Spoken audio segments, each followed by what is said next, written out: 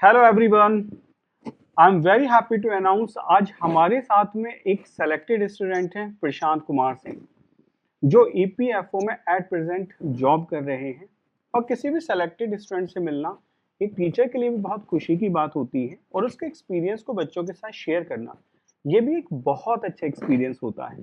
तो मैं चाहूँगा एक ऐसे स्टूडेंट से आज हम बातें करते हैं जिन्होंने अपनी जर्नी शुरू की, पढ़ाई की, बहुत मेहनत से जॉब ली, एट प्रेजेंट जॉब कर रहे हैं। तो बहुत सारा ऐसा एक्सपीरियंस होगा जो वो आपके साथ शेयर करेंगे, अपनी जर्नी बताएंगे। तो मैं वेलकम करता हूँ प्रशांत जी को। तो प्रशांत जी, कैसे हैं आप? और बढ़िया से। देख के आपको बहुत अच्छा लग रहा है, आप सेलेक्टेड हैं, जॉब कर रहे हैं। तो सबसे पहले कोई भी स्टूडेंट होता है जानना चाहता है कि जिससे हम मिल रहे हैं उनकी जर्नी कैसी रही। तो मैं सबसे पहले एक ही क्वेश्चन पूछूंगा आपसे कि आप मुझे अपने बारे में थोड़ा सा बताएं, और फिर हम आगे शुरू करते हैं। जी सर। जैसा कि आपने बताया, मेरा नाम प्रशांत कुमार सिंह है। मैं जौनपुर डिस्ट्रिक्ट यूपी ईस्ट से बिलोंग करता हूँ। और मेरा ग्रेजुएशन वहीं से हुआ। 2018 में मैंने ग्रेजुएशन किया। उसके बाद से ही कॉम्पिटिटिव एग्जाम्स के लिए मैंने प्रिपरेशन शुरू की। तो काफ़ी प्रिपरेशन करने के बाद फिर मुझे लगा कि मुझे एक पोस्ट ग्रेजुएशन का कोर्स भी करना चाहिए। तो फिर मैंने 1 साल का ब्रेक के बाद मैंने पीजी का एक कोर्स किया। और उसी बीच में फिर ये एग्जाम आया, जिसका फॉर्म भरा था हमने 2020 में। और फिर उसको कोविड की वजह से डिले के कारण फिर वो एग्जाम का कंप्लीशन 2023 में हुआ, जिसमें मुझे सफलता मिली। तो फिर 2023 से मैं इस ऑर्गेनाइजेशन में कार्यरत हूँ। बहुत अच्छा प्रशांत जी, बहुत सही। मतलब स्ट्रगल सभी की लाइफ में है, और स्विचेस सभी की लाइफ में है कि मतलब कभी हम ये सोचते हैं ऐसा करना है, कभी सोचते हैं ग्रेजुएशन करनी है, पीजी करनी है, और फिर फाइनली हम चीज़ें करते रहते हैं। आपने भी कई तरीके से अपने करियर को सेव करने की कोशिश करी है। अच्छा, जी। मैं एक क्वेश्चन जानना चाहूँगा कि आपने कैसे कोशिश की कि हमेशा एक ही जॉब को लेके आपने तैयारी किया, ऐसे सोचा कि जैसे बच्चे ना बहुत कंफ्यूज रहते हैं कि मैं ये भी एग्जाम दे लूँ, वो वाला एग्जाम भी दे लूँ। कभी कभी टीचर भी कह देते हैं सारी स्टडीज एक जैसी ही है, कर लो। तो आप हम्म। इसमें क्या कहना चाहोगे कि एक एग्जाम को पकड़ के अच्छे से उसी को पढ़ा जाए, या फिर कई एग्जाम्स को बार बार भरा जाए कि कभी ये वाला दे दिया कभी वो? तो आपका क्या इसमें कहना होगा? जी, शुरू में जब हम आते हैं तो हमारा मेन एम ये होता है कि जॉब के लिए हमको प्रिपरेशन करनी है। तो उस समय हमको जॉब डिस्क्रिप्शन नहीं पता होता है, एग्जाम का पैटर्न नहीं पता होता है। तो हमारा मेन फोकस ये होता है कि पहले जॉब के लिए हम जाएंगे। तो बाद में जब आप मैच्योर होते हैं प्रिपरेशन में, आपको मेंटर्स मिलते हैं, अच्छे टीचर्स मिलते हैं, तब आप जानते हैं कि अच्छा, आपकी स्ट्रेंथ ये है, आप इस सिलेबस पे फोकस कर सकते हो, ये आपके कॉम्पिटेंस में है, ये नहीं है। तो फिर धीरे धीरे आप अपना एक चार्ट एक बनाते हो कि मुझे ये करना है। तो शुरू में तो जब मैं आया था तो मैंने भी ढेर सारे फॉर्म्स भरे थे।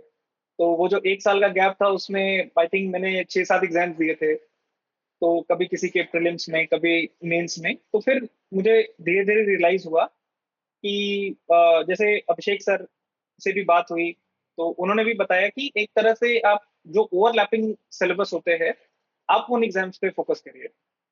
कि आप एक ही टाइम में अलग अलग चीजें आप ना करिए। तो आपको उसके लिए गाइडेंस की जरूरत होती है, आप मेंटर से अपने बात करिए। हम्म। वो आपको आपसे बेटर समझा देंगे, आपका टाइम बच जाएगा। तो इसी के तहत कि आप एक ओवरलैपिंग जो सिलेबस के एग्जाम्स होते हैं, हम्म। आप उनको आइडेंटिफाई करिए, अपने स्ट्रेंथ को पकड़िए, अपनी वीकनेस को पहचानिए, और फिर आप प्रिपरेशन करिए। आप डेफिनेट है कि किसी न किसी एग्जाम में आप क्वालिफाई कर लोगे। Thank you. तो नट सेल में जो मैं समझ पाया वो ये है कि जब बच्चा आता है तो उसको बस ऐसा लगता है कि किसी की गवर्नमेंट जॉब लग गई, मेरी भी लग जाएगी, मैं ये वाला एग्जाम भी दे हाँ लेता हाँ हूँ ये हाँ। भी। तो उसको दो तरीके से चीजें क्लियर होती हैं। पहला, कि जब वो स्ट्राइक करता है तो उसको समझ आता है कि उसकी वीकनेस कहाँ है। वो ठोकर खाने के बाद उसको समझ आता है कि ये तुम नहीं कर सकते और ये तुम कर सकते हो बेहतर तरीके से, है ना? जी तो वहां से उसको आइडिया मिल जाता है कि वो कौन सा एग्जाम है जिसको मैं निकाल सकता हूँ। एंड दूसरा ये है कि लकीली कोई बच्चा ऐसे टीचर के पास पहुंच जाए जिस जो उसको बहुत अच्छे से गाइड कर दे, उसके स्किल्स को पहचान ले कि तुम्हारी पोटेंशियल क्या जी है, तुम किस एग्जाम को क्वालिफाई कर सकते हो, है ना? कि मतलब एकेडमिकली तुम जी किस जी। में साउंड हो, सब्जेक्ट वाइज। तो ये लकीली हो सकता है कि किसी एजुकेटर के पास जाओ, उसको गाइड कर दे। और आप इस बारे में लकी रहे कि आपके साथ अभिषेक सर थे, उन्होंने आपको बहुत अच्छे से गाइड किया। चलिए, जी बहुत बढ़िया। तो वैसे बेसिकली मैं ना एक क्वेश्चन पूछना चाहूंगा, बच्चों की तरफ से है पूरा, क्योंकि बहुत सारे सब्जेक्ट्स हैं। अब ये मुझे नहीं पता होता कि मैं किस सब्जेक्ट को कितना, कभी मानो इंटरेस्ट वाला सब्जेक्ट मैंने ज्यादा पढ़ लिया, उसकी वेटेज कम है। तो किसी भी एग्जाम के लिए अप्रोच क्या रहनी चाहिए, कैसी अप्रोच जिससे बढ़िया सिलेक्शन हो जाए, मार्क्स अच्छे आ जाएं? तो क्या अप्रोच होगी, आप मुझे बताएं थोड़ा सा। सर मेरी अप्रोच ये थी कि क्योंकि मैंने एक साल शुरू में जो बेसिक बुक्स होती हैं वो सारी पढ़ी थी। तो जैसे लक्ष्मीकांत हुई, हिस्ट्री के लिए जो किताबें हुई, मैथ्स के लिए जो किताबें हुई, इंग्लिश के लिए हुई, तो बेसिक बेसिक एक ओवरव्यू था मेरे पास सारे सब्जेक्ट्स का। उसके बाद जो एग्जाम, क्योंकि मैंने ढेर सारे एग्जाम फॉर्म भरे थे उस समय, तो मेरा ये अप्रोच रहता था टैकल करने का कि आप जो उनके प्रीवियस पेपर्स हैं, आप उससे एक बार वो ग्रैप करने की कोशिश करिए कि किस सब्जेक्ट पे वो ज्यादा फोकस करते हैं। तो जो एग्जाम्स हैं ऐसे, तो उसमें अधिकतर फोकस तीन चार सब्जेक्ट जो होते हैं वो ऑलमोस्ट 50% ऑफ द सिलेबस पे वो रहते हैं। जैसे पॉलिटी हुआ, इकोनॉमिक्स हुआ, जनरल साइंस हुआ, हिस्ट्री हुआ, इकोनॉमिक्स थोड़ा बहुत करके अराउंड 40-50% ये रहते हैं। तो मेरा जो अप्रोच रहा है एग्जाम्स को लेके कि ये जो 50% है एटलीस्ट इसमें मैं बहुत बेहतर करूँ। ओके। क्योंकि करंट अफेयर्स और भी जो मिसलेनियस जो सब्जेक्ट्स हैं उसमें बहुत ज्यादा हिट रेट करना बहुत मुश्किल है। तो मेरा ये रहता था फोकस कि जो 50% जो स्टैटिक पोर्शन है उस पे फोकस करें, और उस स्टैटिक पोर्शन को आइडेंटिफाई करने के लिए previous year papers, mock papers, teacher से बात करना, फिर देखना कि क्या मटेरियल वो उस पे वो कर रहे हैं। तो धीरे धीरे करके क्यूरेट करके एक प्लान आप बना सकते हो। बढ़िया। तो मैं जिस हिसाब से समझा वो ये है कि जो मेन आपके सब्जेक्ट्स हैं उनको अच्छे से फोकस करो और वहां मैक्सिमम आउटपुट निकालने की कोशिश करो, जिससे आप जी जी। मतलब एक कॉन्क्रीट मार्क्स ला सकते हो कि यहाँ से मैंने इतना वैल्यू बना लिया। अब जो स्कैटर्ड पार्ट है बहुत सारा, उससे आप थोड़ा सा भी करेंगे तो आपका सिलेक्शन आसानी से हो जाएगा। अच्छा, एक जी क्वेश्चन, जी मैं जी। जैसे इंग्लिश पढ़ाता हूँ तो मैं आपसे जानना चाहूंगा, क्योंकि मुझे पढ़ाते इतने साल हो गए, बच्चे कभी कभी वोकैब को लेके बहुत दिक्कत करते हैं। मतलब मैं अक्सर अपने टिक्स जी। बताता रहता हूँ कि ऐसे करना है वैसे करना है, बट मैं आपसे जानना चाहूंगा कि आपने कैसे इसको रिटेन किया था वो कैब को, मतलब अपनी वाली स्ट्रेटजी आप मुझे बताएंगे। सर वो कैब के लिए जो मेरा स्ट्रेटजी था कि क्योंकि बहुत वास्ट है तो आप इसको पिन पॉइंट नहीं कर पाएंगे किसी मटेरियल से, किसी बुक से। तो मेरा ये था कि जो मॉक हम देते हैं, ढेर सारे मॉक देते हैं, सेक्शनल टेस्ट जो करते हैं, उनका रिवीजन, उनके जो सॉल्यूशंस हैं उनको पढ़ना बार बार, तो उनको जितना हो सके मेमोराइज करना, कोशिश करना कि जो हम इंग्लिश में टर्म पढ़ते हैं अगर उनको कभी हमने देख लिया कि कोई टिपिकल टर्म है तो उसको नोट कर लेना, अपने जो नोट्स आपने बनाए हैं उसमें लिख देना। तो ऐसी छोटी छोटी चीजें आप करेंगे तो क्योंकि ओवर टाइम ये बिल्ड होता रहता है तो आपके वो मेमोरी में आता रहेगा। तो इसी। ठीक है, मैं समझा। मैं वही वही मैं बच्चों से कहता हूँ, मतलब अप्रोच हमारा ऑलमोस्ट सेम है, इसलिए मैंने आपसे स्पॉन्टेनियस पूछा था कि मुझे ये बताओ। तो बच्चों मतलब बात वही है कि आपको ना वोकैब को कभी भी आप, वो बहुत वाइड है, बहुत वाइड एरिया है, तो आप कभी ऐसा नहीं कर सकते कि आपने थोड़ा सा पढ़ा और तैयार कर लिया, तो आपको बहुत ज्यादा पढ़ना पड़ेगा। लेकिन प्रशांत एक वर्ड बोला रिवीजन, जो मैं आपको हमेशा कहता हूँ कि आपको रिवीजन जरूर करना पड़ेगा। यकीन मानो मास्टरी है। जब आप कोई भी चीज करते हैं, कोई पेपर सॉल्व करते हैं, find two and three words there, तो उनको कहीं लिख लें, एक बार कोई डिक्शनरी तैयार करें और उनको रिवीजन में डालते हैं, उसका रिवीजन करें टाइम टू टाइम, तो आप देखेंगे आप वोकैब में अच्छे मार्क्स ला सकते हैं। तो प्रशांत एक और क्वेश्चन है कि देखो, जो जर्नी है हमारी कॉम्पिटिटिव एग्जाम्स की ना, ये बहुत क्लियर नहीं है, मतलब कॉन्क्रीट नहीं है, ये बड़ी मतलब एब्स्ट्रैक्ट है। तो इसमें ना सबको चैलेंजेस आते हैं। मैं अक्सर बच्चों से कहता हूँ बहुत सारे चैलेंजेस हो सकते हैं, मतलब चाहे वो फाइनेंशियल हैं या गाइडेंस को लेके हैं या फिर कभी कभी एकेडमिक्स को लेके हैं। तो आप अपना चैलेंज बताओ कि आपका क्या चैलेंज रहा और आपने उसको कैसे टैकल किया, क्योंकि सब स्टूडेंट्स का अलग अलग हो सकता है। तो आपका क्या वो था कि आपको लगता है सर ये बहुत बड़ा चैलेंज था लेकिन मैंने इसको भी टैकल किया? सर सबसे बड़ा चैलेंज जो देश के ऊपर ही आया था, कोरोना का।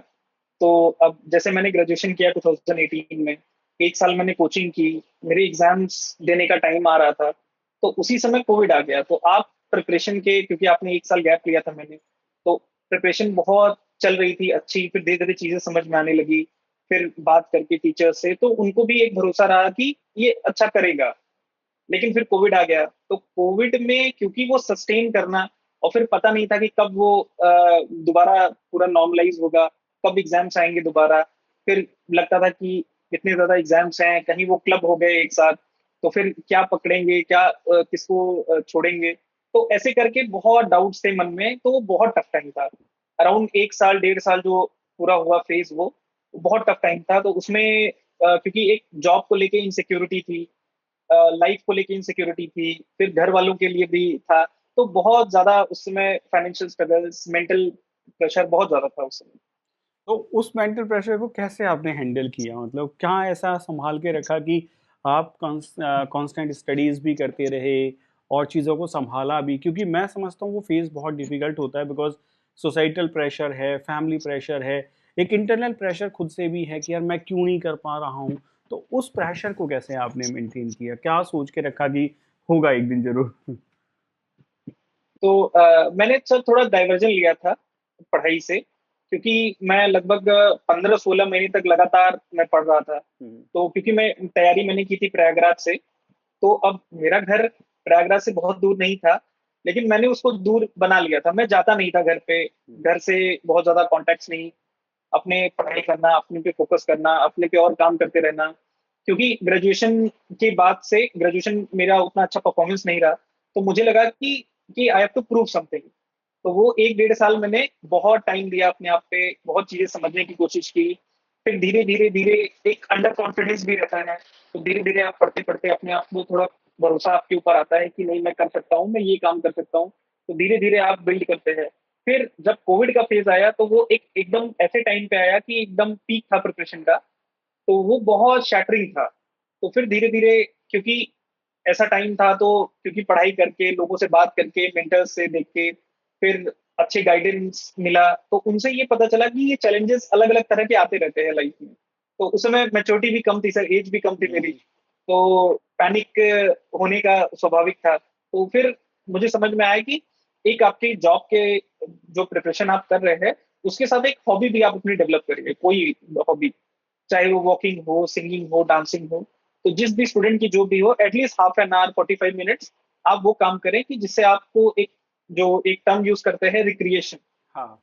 कि आप अपने आप को रिफ्रेश कर सके। तो मैंने कोशिश किया, वॉकिंग का मेरी हैबिट है आज भी, ऑलमोस्ट पूरे दिन में 1-1.5 घंटे मैं वॉक करता हूँ। गुड। और उस समय फिर हुआ कि क्योंकि लॉकडाउन हो गया था, तो हम सब घर आ गए थे, तो घर पे आके दोस्तों से बात करना, उनके बारे में जानना कि वो क्या कर रहे हैं लाइफ में। फिर अलग अलग, क्योंकि गांव में हमारे एक सोसाइटी है छोटी, तो उसमें अलग अलग लोग आए, तो उन्होंने अच्छी गाइडेंस दी।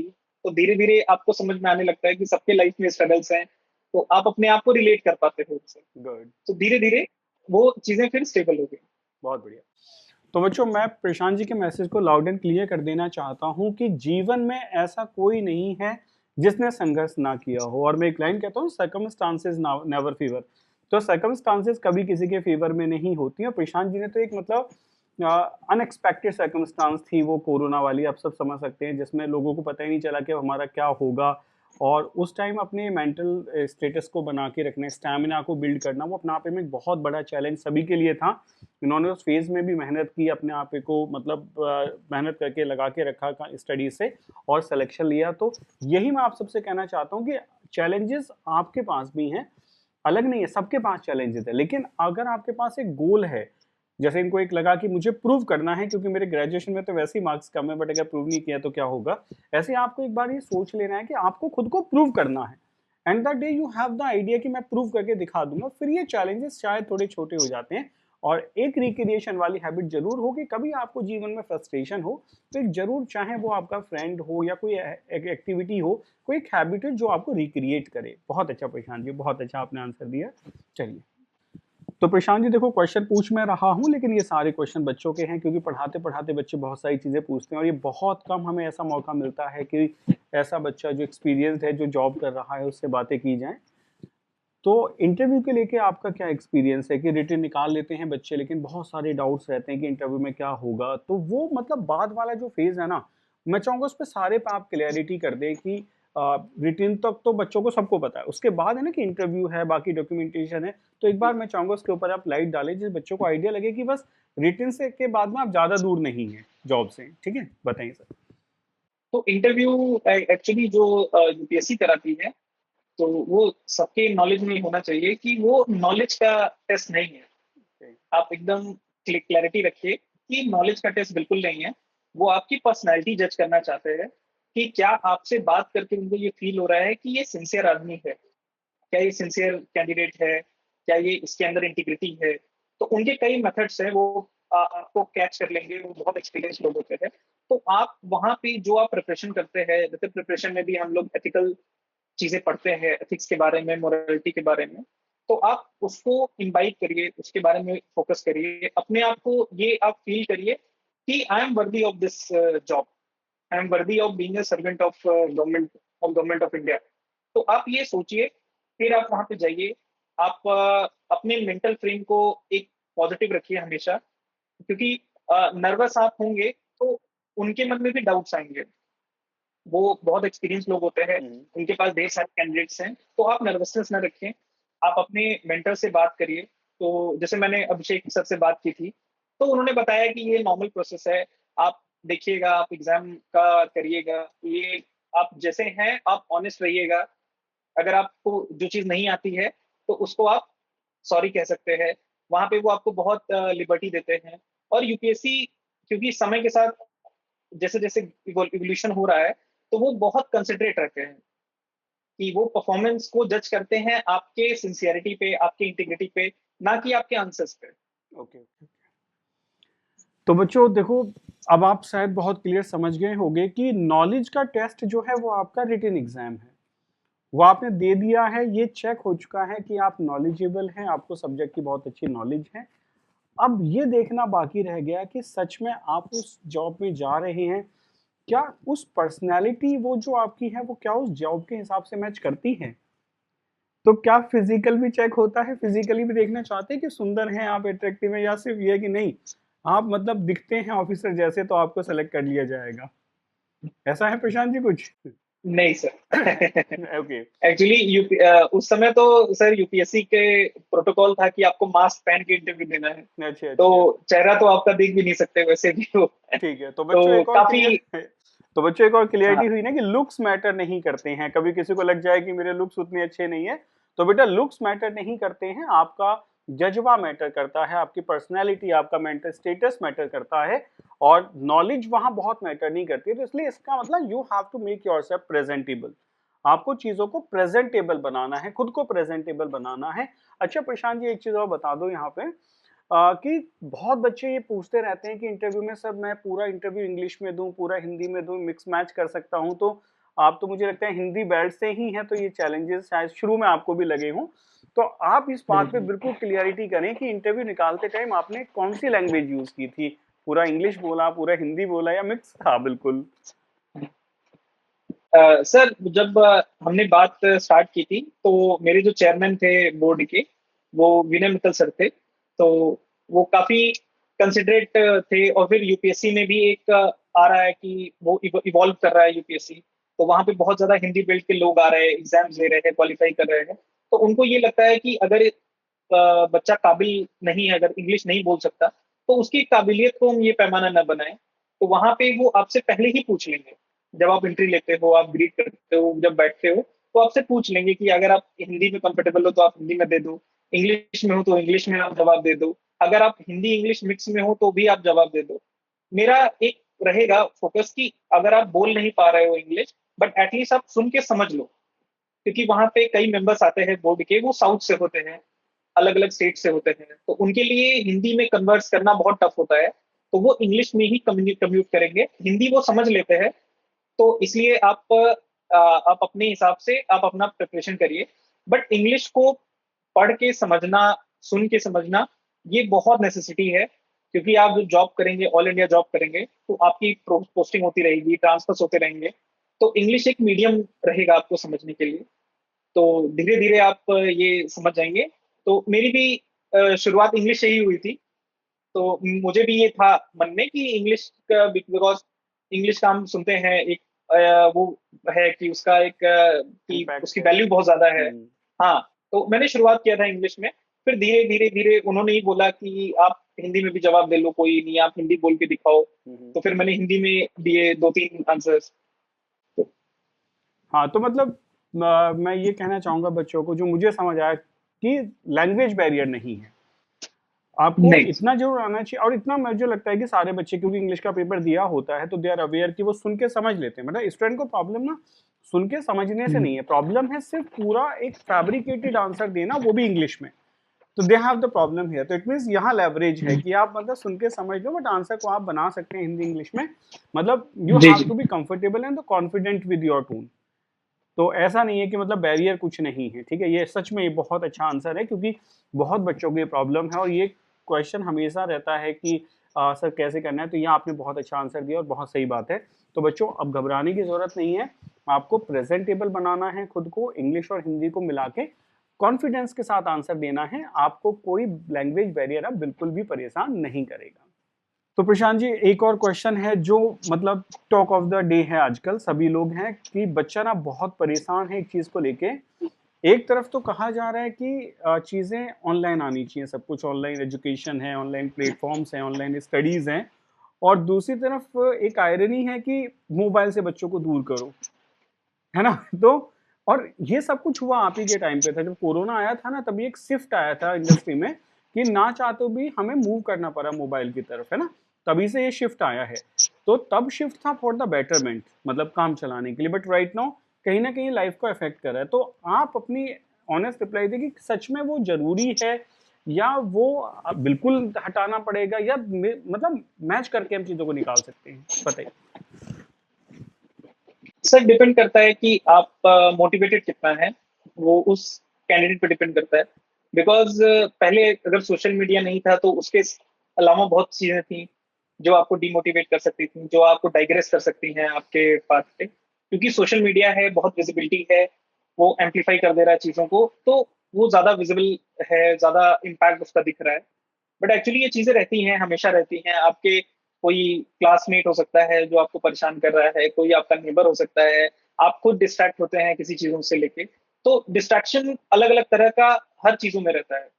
तो मेरा ये कहना है कि अगर आप सोशल मीडिया है, इंटरनेट है, तो ये एक टूल है। टूल को किस तरह से आप यूज करते हैं अपने डिसएडवांटेज के लिए, अपने एडवांटेज के लिए और लोगों के एडवांटेज के लिए, तो उसको आप उस तरह से देखें कि एक वो चीज है जिसको आप किसी भी रूप में आप ढाल सकते हैं, किसी भी तरह से आप उसको यूज कर सकते हैं। आप उस पर कुछ पढ़ भी सकते हैं, आप अपना टाइम भी बर्बाद कर सकते हैं, आप नई चीजें एक्सप्लोर भी कर सकते हैं।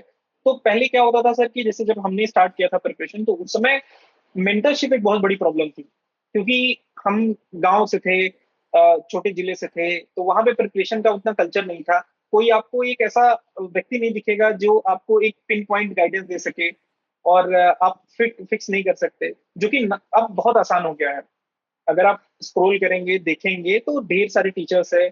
आप जो आपको सूट करे, जिसका स्ट्रेटजी आपको सूट करे, जिसका कंटेंट आपको सूट करे, तो आप ये देख सकते हैं। तो मेरी यही रहेगी, एक विश भी रहेगी, एक रिक्वेस्ट भी रहेगी कि जितने भी कैंडिडेट्स हैं जो प्रिपरेशन कर रहे हैं, आप ये कोशिश करिए कि आप कंसिस्टेंट रहिए अपने पढ़ाई को लेके, आप मोटिवेटेड रहिए अपने पढ़ाई को लेके, अपना एक लेजर फोकस रखिए पढ़ाई को लेके। क्योंकि पूल धीरे धीरे कैंडिडेट्स का बड़ा होता जा रहा है। तो आप अगर नहीं करेंगे तो आपके ही साथ का कोई होगा जो प्रिपरेशन कर रहा होगा, जो बहुत मोटिवेटेड होगा, जिसको ये अपॉर्चुनिटी मिली कि वो एक बहुत ही चीप मीडियम से पढ़ाई कर सकता है। उसको ज्यादा पैसे नहीं खर्च करने, उसको ज्यादा वो नहीं, उसको केवल अपना हार्डवर्क करना है और उन रिसोर्स का सही यूटिलाइजेशन करना है।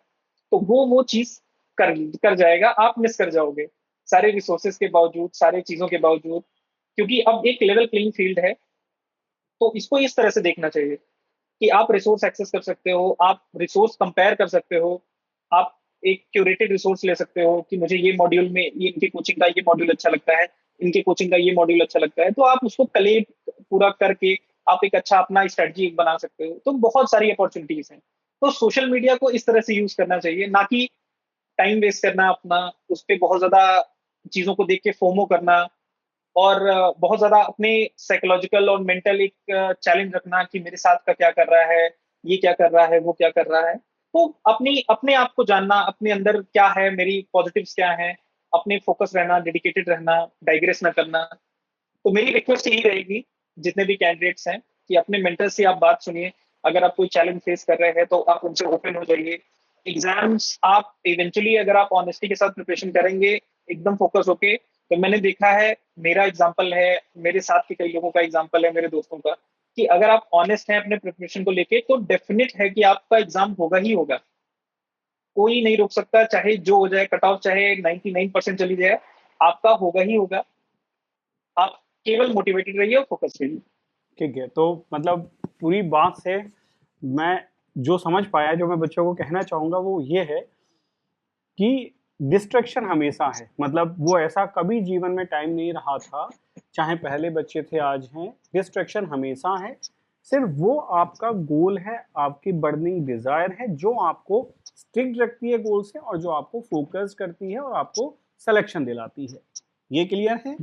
तो जी सोशल सर। मीडिया को आप अपना एक वेपन बना सकते हैं जिसे आप यूज कर सकते हो। तो मैं एक और चीज कहूँ, प्रशांत जी कुछ ये कहना चाह रहे हैं कि डिस्ट्रैक्शन जो है वो ऐसा है ना कि किसी ने कहा था कि लोग मेरे ऊपर पत्थर मारते हैं और मैं तो वो इंसान हूँ जो उस पत्थर से भी अपना घर बना लेता हूँ। तो चीजें जी जी ऐसी ही सर। है कि कितनी भी नेगेटिव चीजें आपकी तरफ आ रही हैं तो आपको उसको भी यूटिलाइज करके आगे निकलना है। सोशल मीडिया को आप इंफॉर्मेशन को कलेक्ट करने के लिए, दूसरों को भेजने के लिए भी यूज कर सकते हैं। तो एक बड़ी पुरानी बात है, मैं आपको प्रशांत जी बताऊं अपने एक्सपीरियंस से, कि किसी ने कहा था कि show me the library of a person and I can tell you his character.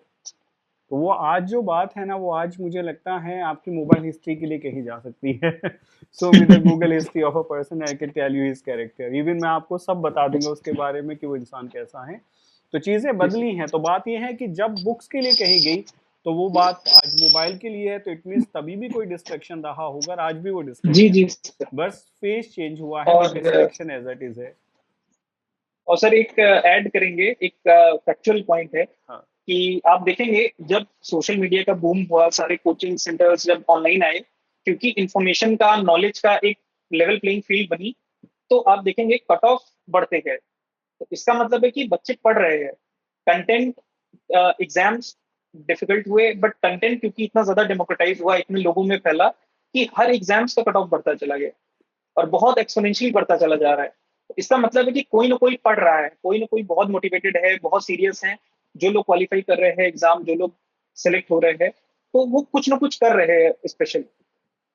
वो डिस्ट्रैक्टेड नहीं है, वो अपना काम कर रहे हैं। तो इसका मतलब है कि आप, अगर आप डिस्ट्रैक्टेड होगे तो आप मिस कर जाओगे ये अपॉर्चुनिटी। ये जो डेमोक्रेटाइजेशन ऑफ एजुकेशन है, इसको आप मिस कर जाओगे। आप ये जो पूरी एक ट्रेन चल रही है, इसको आप मिस कर जाओगे और छूट जाओगे, तो आप पीछे हो जाओगे और फिर बिल्कुल वो ज्यादा डिमोटिवेटिंग है। बिल्कुल बिल्कुल। अगर हाँ मतलब अगर आप एक बार ट्रेन से उतरे तो फिर आप जीवन में चढ़ नहीं पाएंगे, क्योंकि आज का कंपटीशन बहुत ज्यादा हाई है।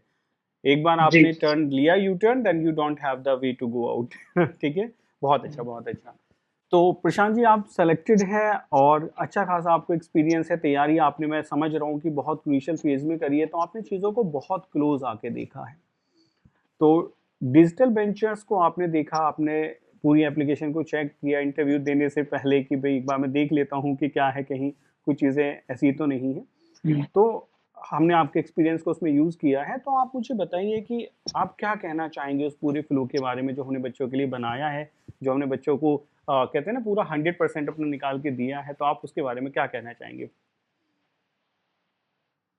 तो सर, जो अभी हम लोग बात कर रहे थे सोशल मीडिया की, ऑनलाइन की, तो क्योंकि उसमें डेमोक्रेटाइजेशन हुआ है, वो फैलाव हुआ है, लेकिन उसमें डिफरेंशिएशन नहीं है। कि जो कैंडिडेट है वो परेशान इससे है कि कौन सा कंटेंट मैं पढ़ूं, किस टीचर्स को फॉलो करूं, किस मेंटर को फॉलो करूं, क्योंकि वो ओवरफ्लो हो गया है बहुत ज्यादा। तो मुझे ये अच्छा लगा डिजिटल वेंचर्स का कि वहां पे एक डिफरेंशिएशन उन्होंने क्रिएट किया कि भाई हम हैंड रिटन नोट्स देंगे, जो हमने वीडियोस बनाए हैं उससे रिलेटेड हमने हैंड रिटन नोट्स देंगे, फिर उससे रिलेटेड हम मॉक्स देंगे।